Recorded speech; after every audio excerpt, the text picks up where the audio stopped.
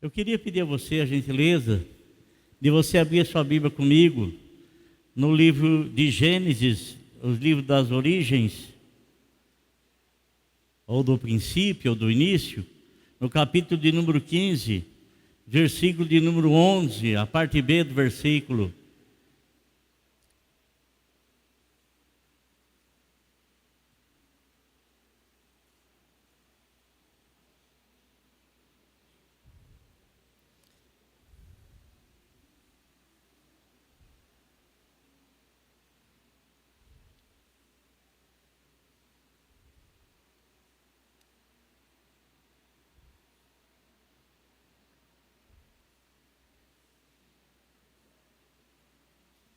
Todos acharam? Amém? Está escrito assim, é uma passagem muito interessante.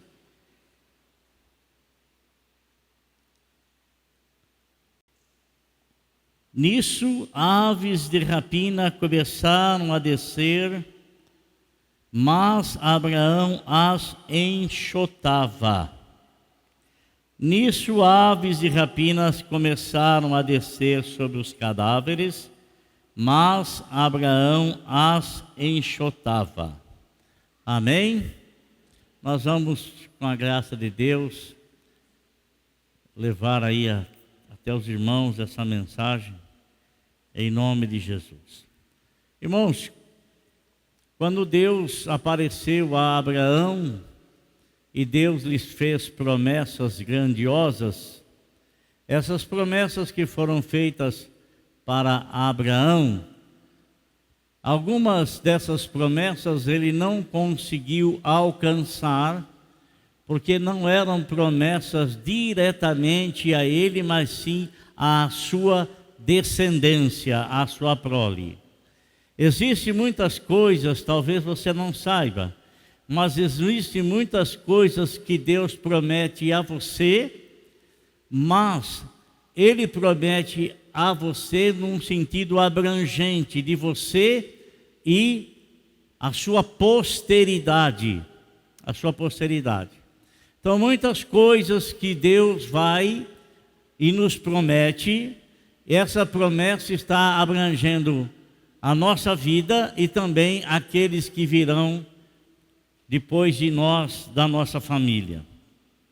E quando Deus apareceu e informou a Abraão que dele nasceria nações, dos seus descendentes nasceriam nações, e o primeiro dos seus filhos foi Ismael, que não era filho da promessa, mas que Sara precipitadamente, você conhece a história, Sara precipitadamente, achando que a palavra de Deus não se cumpriria na vida dela, achando que a promessa que Deus lhe fez iria faltar, iria falhar, porque ela estava muito focada em suas condições físicas, e a promessa que Deus fez a ela dependia do seu bem-estar físico. Uma promessa que Deus fez a Abraão quando ele tinha 75 anos de idade, e Sara tinha 65 anos. E demorando-se a promessa, Sara precipitadamente, ela toma uma das suas empregadas, uma das suas escravas, e ela entrega para o seu marido, achando que a promessa que Deus havia feito para ela e para Abraão não haveria de se cumprir. E nós devemos tomar muito cuidado nas nossas precipitações. Precipitar no nosso agir. A Bíblia fala assim: aquele que se apressa com o seu pé, peca.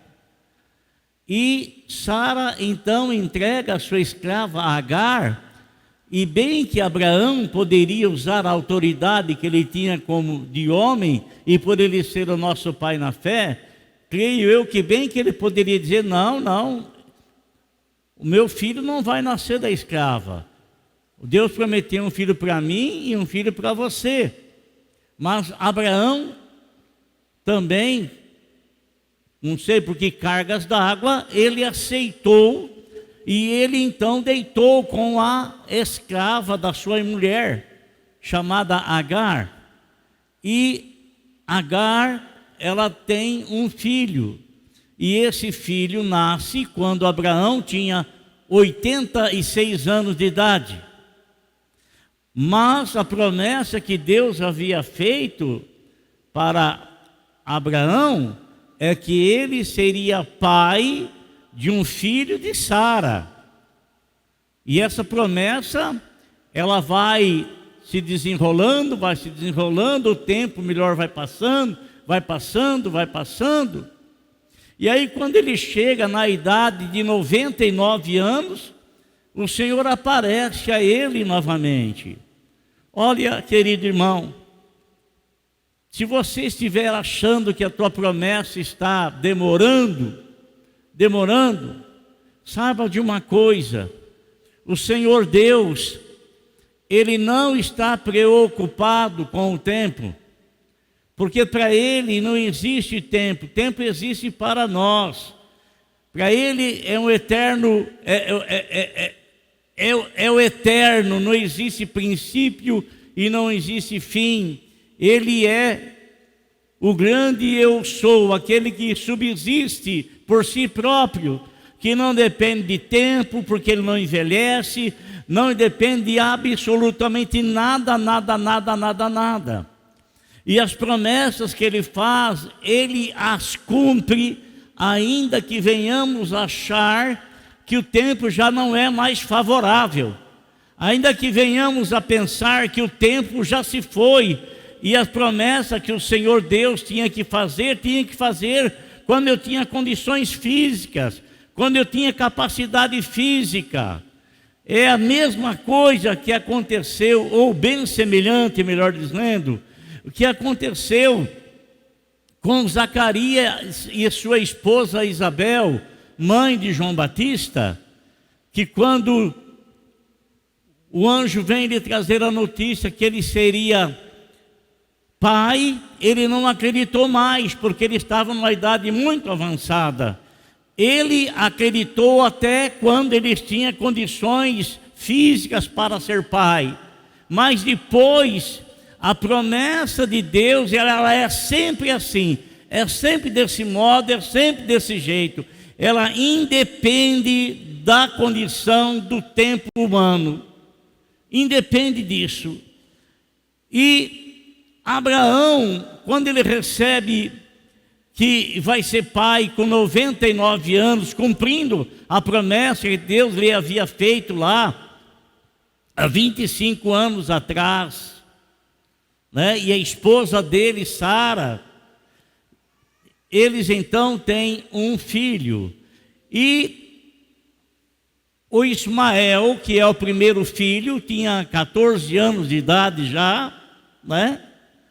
Então, Abraão, ele recebe uma grande promessa de Deus, porque foi com esse intuito que Deus o chamou lá no capítulo 12 de Gênesis. Foi com essa finalidade, que ele seria pai de nações. Mas com um porém, o Senhor Deus diz para ele que antes dessa nação se formar, ela seria criada, ela seria formada lá no cativeiro, debaixo da autoridade de Faraó, debaixo do poder de Faraó. E o que a Bíblia nos relata, irmãos? O que a Bíblia nos diz? Aqui no capítulo de número 15, antes disso um porém, sabe, irmãos, quantos homens saíram do Egito em direção à terra de Canaã? 600.000 homens, sem contar as mulheres e as crianças. 600.000 homens. Sabe quantos quilômetros tinha do Egito até Israel? 613 quilômetros. e de Israel e do Egito até Canaã, 415 quilômetros. E quando Deus tira o povo de Israel do Egito, Deus não os leva pelo caminho mais curto. Deus os conduz pelo caminho mais distante, contornando pelo deserto. Você sabe quantos anos demorou, quantos anos o povo peregrinou no deserto? 40 anos. 40 anos. Irmãos, Deus escolhe o caminho mais longo, 615 quilômetros. Não os leva pelo caminho mais curto, que era de 415 quilômetros. Totalmente ao inverso daquilo que eu penso, daquilo que você pensa. Porque a gente sempre procura ir pelo caminho mais curto, que demanda menos tempo, menos horas. Mas Deus, que conhecia o coração do povo, não os conduziu pelo caminho mais curto, porque pelo caminho mais curto eles enfrentariam nações e entrariam em guerra, e o Senhor pensou que se o povo visse a guerra, o povo iria desanimar e iria voltar lá para o Egito. Então o Senhor os guia e o Senhor começa a fazer milagres extraordinários, manifestando a sua presença, manifestando a sua glória, manifestando a sua graça e fortalecendo a esperança para a qual o Senhor lhes havia tirado lá do Egito, que era levá-los lá para a terra prometida. Mas voltando em Abraão, irmãos, quando Deus, no capítulo 15, fala com Abraão que Deus lhe daria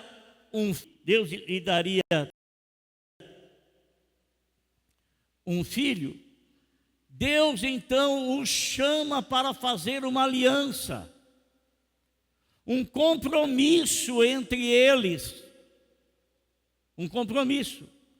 O Senhor Deus haveria de dar um filho para Abraão, mas de Abraão surgiria uma nação que seria formada no cativeiro, mas com a promessa feita por Deus para a terra prometida. E quando Deus faz essa aliança com Abraão, é interessante a gente notar que no capítulo 15, versículo de número 9, está escrito assim: respondeu-lhe o Senhor: traga-me uma novilha, uma cabra e um carneiro, todos com 3 anos de vida, e também uma rolinha e um pombinho. Abraão trouxe todos esses animais, cortou-os ao meio e colocou metade de frente um para com o outro. As aves, porém, não as cortou.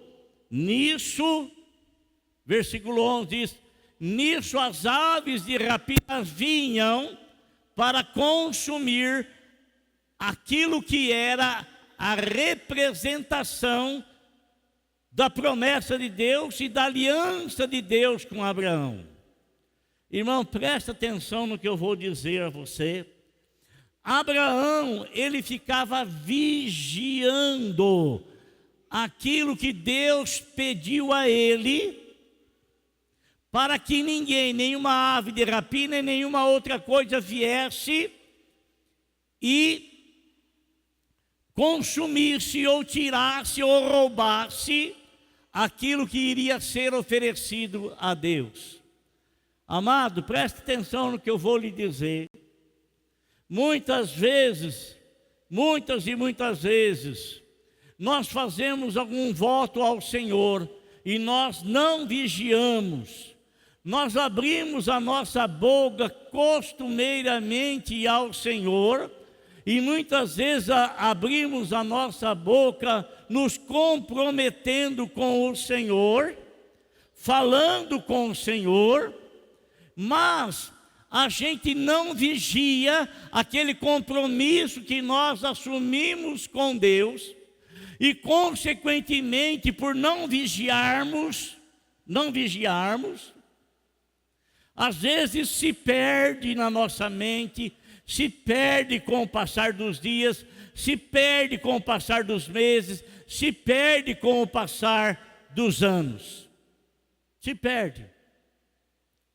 Mas quero lembrar você que Deus, Ele jamais se esquece das promessas que Ele tem nos feito.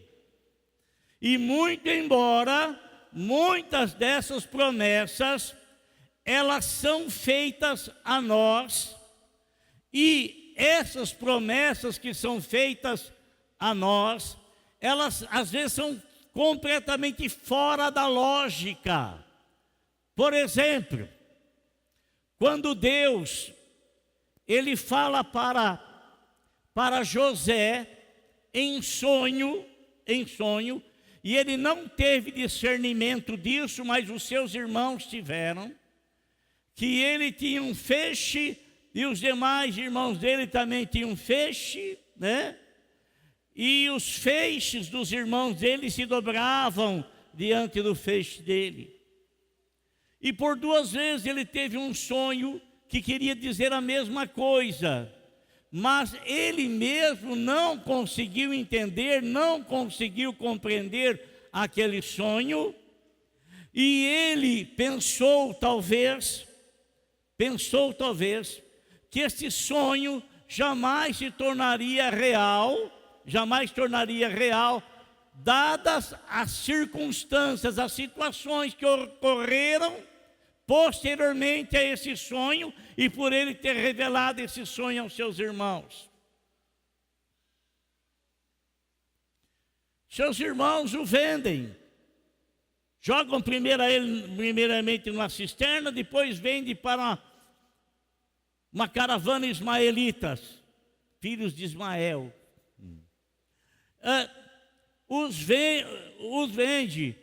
Mas é uma coisa muito interessante, irmão, que mesmo José sendo maltratado pelos seus irmãos, desprezado por eles, jogado numa cisterna para morrer, tirado dali, vendido para uma caravana ismaelita, indo lá para o Egito, sendo comprado por Potifar, sendo levado para trabalhar na casa de Potifar, a mulher de Potifar desejando, cobiçando, querendo ter relação com ele. É interessante a gente notar, irmão, que ele nunca perdeu o temor a Deus. Ele nunca perdeu o temor a Deus. Ele nunca perdeu o temor a Deus, nunca. Você pode olhar, irmão, pode olhar. Ao contrário, penso eu, que quando você está solitário, quando você está sozinho, você vai buscar conversar com uma pessoa que você sabe está do teu lado. E quando você começa a conversar com essa pessoa, você vai ter um tal desenvolvimento na sua vida espiritual, que você passa a compreender e passa também a perceber a voz de Deus. Por que eu digo passa a perceber a voz de Deus? Porque Deus muitas vezes não fala aos seus ouvidos. Deus muitas vezes fala lá no fundo da tua alma, e você percebe que é Ele que está falando com você. Então penso eu, creio eu, que José não tinha outra pessoa a depender a não ser de Deus. E nessa dependência de Deus desenvolveu-se o seu relacionamento, a sua intimidade, o seu conhecimento, o seu relacionamento com Deus. E ele passou a ter, assim, perceber a voz de Deus. E isso o fez se aproximar de Deus. e, consequentemente, dar a ele suporte suficiente, força suficiente para aguentar todo tipo de provação que ele passou, porque Deus tinha um propósito nas lutas e provações de José. Querido irmão, guarda uma coisa que eu quero lhe dizer: toda provação, toda dificuldade que você vier a passar, toda, às vezes pode parecer e você não pode enxergar, você às vezes não vai perceber e nem enxergar benefício algum, mas Deus não faz absolutamente nada, e não permite que nada venha sobre nós se Ele não tiver propósito. Vão trair você, mas Deus tem propósito. Vão falar mal de você, mas Deus tem propósito. Não vão cumprir com a palavra dada para você, mas Deus tem propósito. Vão inventar 1001 coisa pela má vontade que a pessoa tem de ser submissa, porque ele tem interesse. Deus tem propósito nisso. Deus tem propósito, irmão. Deus tem propósito em todas as coisas. Se você é um servo de Deus, se você é um filho de Deus, e se você é alguém que busca cada dia em sinceridade comunhão com Deus, para fazer não a vontade de um querer, de um desejo humano, mas a vontade de Deus, você pode ter certeza que tem propósito de Deus nisso. Tem propósito de Deus nisso. Então José, ele jamais imaginou que para ele chegar aonde ele chegou, ele teria que passar por todo esse tipo de dificuldade. Sabe por quê? Porque nós costumamos a procurar os caminhos mais fáceis. Costumamos a procurar os caminhos mais fáceis. Costumamos a procurar os caminhos mais fáceis. Vou tirar o povo de Israel, mas eu vou conduzi-los pelo caminho mais longo, porque o que eu tenho para fazer a ele demanda tempo até chegar lá, e não vou levá-los pelo caminho mais curto, que era o caminho da lógica, que é o caminho da razão humana. Não vou levá-los por lá, porque se levá-los por lá, dada a luta que vamos enfrentar, eles vão desanimar e vão retornar, vão voltar, vão querer ir lá para o Egito novamente. Presta atenção que eu vou falar para você. O caminho cristão não é um caminho fácil, porque se fosse o caminho fácil, todas as pessoas iriam permanecer desde o princípio da conversão. Mas não é um caminho simples e não é um caminho fácil. Demanda luta, demanda comunhão, demanda carregar a cruz. Quem quiser vir após mim, tome a cada dia a sua cruz e vem e segue-me.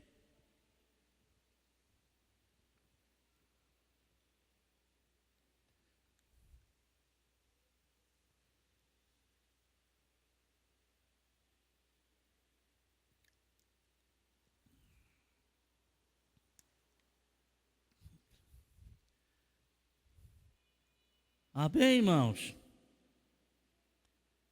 Então, o Senhor não escolhe o caminho mais fácil para nós, não escolhe o caminho mais simples para nós.